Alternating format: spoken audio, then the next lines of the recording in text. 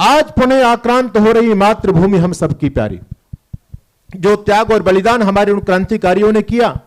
देश गुलाम था तो अनेक शहीद आए, लाखों की संख्या में उन्होंने अपने जीवन को समर्पित कर दिया मां भारती के चरणों में, तब जाकर के गुलामी की जंजीरें कट पाई थी। चंद्रशेखर आजाद, राम प्रसाद बिस्मिल, सरदार भगत सिंह, वो एक बहुत बड़ी हमारे पास में लिस्ट है नामों की, लाखों वो शहीद है। मैं आपसे कहना चाहता हूं, क्या ये देश उन्हीं का है जो युद्धों में मर जाते हैं, अपना लहू बहाकर टीका सरहद पर कर जाते हैं? अरे ऐसा युद्ध वतन की खातिर सबको लड़ना पड़ता है और संकट की घड़ियों में सबको सैनिक बनना पड़ता है। जो भी कौम वतन की खातिर मिटने को तैयार नहीं, उसकी संतति को आजादी जीने का अधिकार नहीं। स्वामी श्रद्धानंद जी महाराज के बलिदान को हम स्मरण करें। और मैं आपसे यह कहना चाहता हूं कि आज की जो भौगोलिक परिस्थिति बदल रही है, दिन प्रतिदिन बदल रही है। अभी हमारे तुफैल चतुर्वेदी एक दुश्मन की बात आपके बीच में कर रहे थे, वो तो एक थोड़ी सी झलकी आपके बीच में उन्होंने रखी समय के अभाव के चलते, लेकिन मैं बताना चाहता हूं कि स्थिति इतनी भयानक हो गई है। हमारे 4 शत्रु हैं, 4,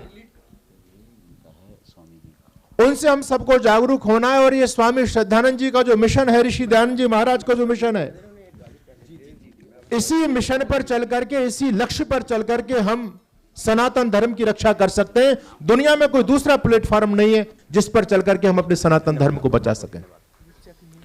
आपको जानकारी होनी चाहिए, जहां पर क्रिश्चियनिटी, जहां पर इस्लाम बढ़ रहा है बहुत तेजी के साथ में, वहां पर आप लोगों को जानकारी होनी चाहिए क्रिश्चियनिटी भी उससे कम पीछे नहीं है।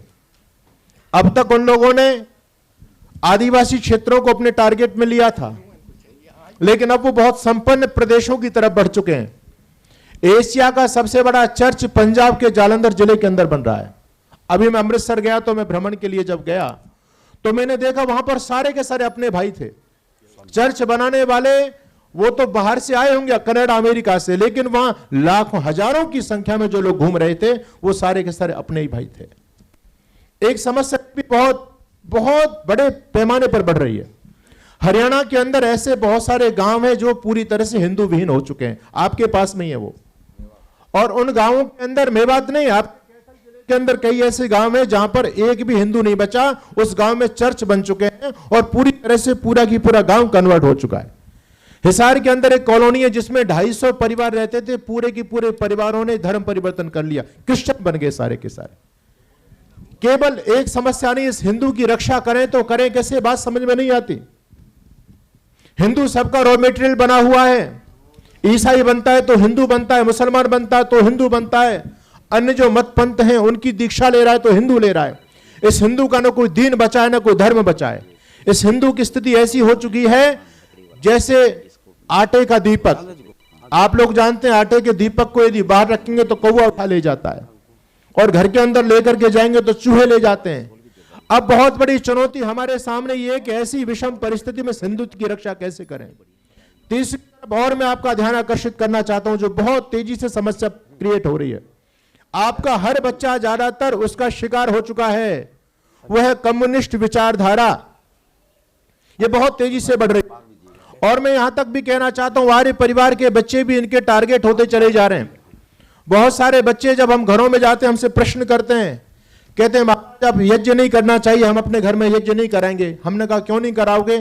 कहते हैं यज्ञ करने तो क्रिएट होती है। आपके बच्चे आपकी मान्यताओं के प्रति, यज्ञ के प्रति नकारात्मक हो रहे हैं। आज उनको बरगलाने का काम कौन कर रहा है?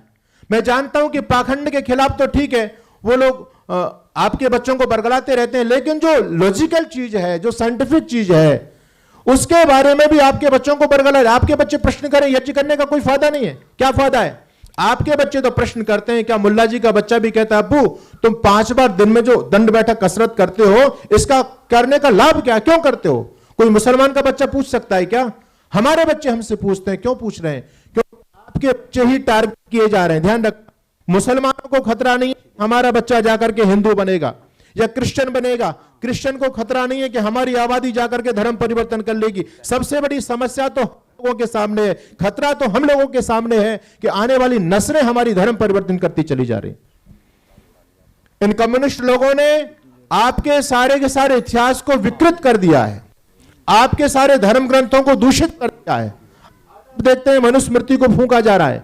महर्षि मनु की मूर्तियों को तोड़ा जा रहा है। अभी उत्तर प्रदेश के अंदर रामचरितमानस को फूंका गया।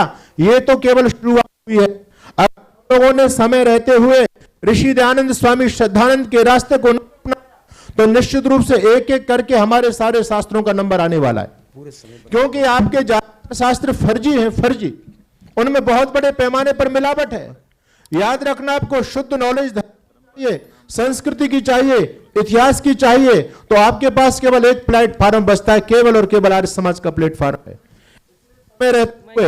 मैं ये कहना चाहता हूं, आप लोगों ने केरला स्टोरी देखी होगी, केरला स्टोरी। उस केरला स्टोरी के अंदर किस प्रकार से हमारी 32,000 लड़कियां विधर्मियों के घरों तक पहुंची हैं, लेकिन उनका माध्यम क्या है उनको कन्वर्ट करने का। कैसे कैसे प्रश्न विधर्मी बच्चे आपके बच्चों से कर रहे हैं, आपको पता होना चाहिए।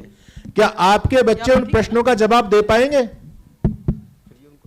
अपने महापुरुषों को लेकर, अपने धर्म को लेकर के कैसे कैसे प्रश्न हैं। एक भगवान तो तुम्हारे ऐसे हैं जिनको रोज नई गर्लफ्रेंड चाहिए, भगवान कृष्ण को टारगेट किया। हम जब भगवान कृष्ण के चरित्र को लेकर के बोलते हैं तो लोगों के पेट में दर्द होता है, कहते हैं आर्य समाज के लोग खंडन करते हैं। हमने एक केरला स्टोरी नहीं बनाई। एक मुसलमान लड़की आपकी हिंदू लड़की से प्रश्न करती है कि एक भगवान तुम्हारा ऐसा है जिसको रोज नई गर्लफ्रेंड चाहिए, एक भगवान तुम्हारा ऐसा है जिसकी पत्नी की चोरी हो गई, वैसे उसको भगवान मानते हो, लेकिन उसको यह नहीं पता कि उसकी पत्नी को कौन ले गया और कहां ले गया। आखिर उसने अपनी पत्नी को खोजने के लिए बंदरों को भेजा और उन बंदरों को तुम पूजते हो।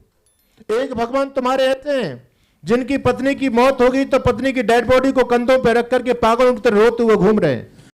ऐसे अनेक अनेक लगभग 150 प्रश्नों की लिस्ट मेरे पास में है जो विधर्मी आपके शास्त्रों के संबंध में आपके बच्चों से पूछ रहे हैं। आपके बच्चे क्या जवाब दे पाएंगे? ध्यान रखना, रामायण हो, महाभारत हो, आपका कोई भी धर्म ग्रंथ शुद्ध रूप में नहीं बचा है और एक ही लक्ष्य है कि कैसे आपकी ताकत को कमजोर करना है। आपके दलित भाई सवर्ण, अभी बिहार में देखो फिर बीज बो दिया गया का, ब्राह्मणवाद और क्षत्रिय लोग आपस में वहां पर लड़ रहे हैं। तो ये जानबूझ करके टारगेट करके आपकी ताकत को कमजोर करने के लिए आपके शास्त्रों में विधर्मी लोगों ने बहुत बड़े पैमाने पर मिलावट कर दी। उसका कारण आप देखिए, पहले लोगों ने मिलावट की, रामायण में मिलावट की, एक झूठी कहानी जोड़ी गई शंभुक ऋषि के वध की झूठी। आप लोगों ने कहानी सुनी होगी, मेरे पास समय का अभाव है। कहते हैं एक शंभुक नाम का शूद्र कुलोत्पन्न दलित एक व्यक्ति जो तपस्या करता था, उसकी तपस्या से एक ब्राह्मण कुमार की मौत हो गई। झूठी कहानी। अच्छा, किसी की तपस्या करने से किसी का लड़का मरने का क्या मतलब होता है, आप सोचिए। लेकिन उसका बेटा मर गया। राजा भगवान श्री राम से उसने फरियाद लगाई कि आप पाप करते हैं। भगवान राम कहते हैं मैं पाप नहीं करता। बोले आप पाप नहीं करते तो आपकी प्रजा में पाप होता है। राम कहते हैं मेरी प्रजा भी पाप नहीं करती, यज्ञ करके लोग भोजन करते हैं। तो लेकिन उन्होंने कहा कि महाराज पाप तो हो रहा है। भगवान राम ने कहा कैसा हो रहा है? तो कहा कि ऐसा हो सकता है कि तुम्हारे राज्य के अंदर कोई ऐसा व्यक्ति तपस्या कर रहा है जिस व्यक्ति को तपस्या करने का कोई अधिकार नहीं है, यानी कोई शूद्र व्यक्ति तपस्या में बैठा है। तो भगवान राम ने जब राज्य का निरीक्षण परीक्षण किया तो एक व्यक्ति तपस्या में बैठा है। पूछा क्या नाम है? कहता मेरा नाम शंभुक है। किस जाति के हो? कहता मैं दलित हूं। तो भगवान राम ने लेकर के तलवार उसकी गर्दन काट दी। वो वहां पर बीज डाला गया, बीज वो घृणा का, द्वेष का, आपस में हम लोगों को लड़ाने का। और उसका दुष्परिणाम आज है, पहले मिलावट कर दी गई, आज उस मिलावट को ढाल बना करके आपके सामने है और अपने ही भाई हैं, वो कोई बहुत दूसरे धर्म के लोग नहीं है, अपने धर्म के लोग हैं। उनके एक हाथ में भगवान राम का चित्र होता है, दूसरे हाथ में जूता होता है और राम के चित्र में जूते मारते और कहते हैं राम नहीं हत्यारा है, शंभुक ऋषि को मारा है। हमारे भाइयों को ही हमारे खिलाफ तैयार कर दिया गया। आप सोचिए, जातिवाद ये जहर घोला जा रहा है समाज में जानबूझ करके आपकी ताकत को कमजोर करने के लिए। ये आग बहुत तेजी से बढ़ रही है, ध्यान रखना, और ये बहुत तेजी से बढ़ेगी। अगर हम जागरूक, सतर्क, सावधान नहीं हो पाए तो सब कुछ हमारे हाथों से छिनने वाला है। मेवात के दंगे आप लोगों ने देख लिया, आपसे दिल्ली से ज्यादा दूर नहीं है, बस यहां से 150 किलोमीटर की दूरी पर है। दूसरी बार जब यात्रा निकालनी पड़ी तो आपको जानकारी होनी चाहिए, उस यात्रा के अंदर केवल 150 लोग थे और उन 150 लोगों की सुरक्षा में 9000 पुलिसकर्मी लगे हुए थे। 9000। अब आप सोचिए, ये देश के हालात बनते चले जा रहे हैं और आपसे दूर नहीं, आपके दिल्ली के पास में। जहां पर हिंदू एक वर्ग विशेष के लोगों को अपने कर्मकांड करने के लिए इतनी बड़ी सिक्योरिटी देनी पड़ रही है। 150 लोगों के लिए 9000 पुलिसकर्मी लगे हुए हैं। आप सोचिए देश के हालात क्या बनते चले जा रहे हैं। तो समझने वाली बात है। निवेदन में आपसे यह करना चाहता हूं, स्वामी श्रद्धानंद जी महाराज के मिशन को बढ़ाया जाए। अगर यह मिशन बढ़ता रहा, आपको जानकारी होनी चाहिए, शुद्धि का चक्र स्वामी श्रद्धानंद जी महाराज ने चलाया था, लेकिन आज हमारा ये एजेंडा था, अपना आंदोलन था, लेकिन घर वापसी के नाम से दूसरे लोगों ने लिया। अच्छा काम है, वो लोग कर रहे हैं, लेकिन हमारे लोगों को उसमें सहयोग करना चाहिए। अगर ये शुद्धि का आंदोलन निरंतर चलता रहेगा तो भविष्य में कोई रतनलाल का पुत्र मोहम्मद इकबाल नहीं बनेगा। आपको जानकारी होनी चाहिए, समय का अभाव है, मैं 2-3 पॉइंट आपके बीच में छोड़ करके जा रहा हूं। अगर ये शुद्धि का आंदोलन निरंतर चलता रहा तो भविष्य में कोई रतनलाल का पुत्र मोहम्मद इकबाल नहीं बनेगा, जैनाबाई ठक्कर का पुत्र मोहम्मद अली जिन्ना नहीं बनेगा, बाल मुकुंद कौल का प्रपुत्र शेख अब्दुल्ला नहीं बनेगा, और तुलसी राम का प्रपुत्र असुद्दीन ओवैसी नहीं बनेगा।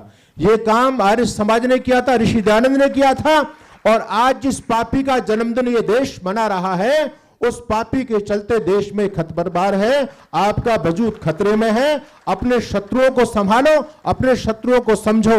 चौधरी छोटू राम एक बात कहा करते थे, भोले लोगों तुम अपने दुश्मनों को पहचान लो, तुमको यह भी नहीं पता कि तुम्हारा दुश्मन कौन है। तो मैं ज्यादा समय का अतिक्रमण नहीं करूंगा।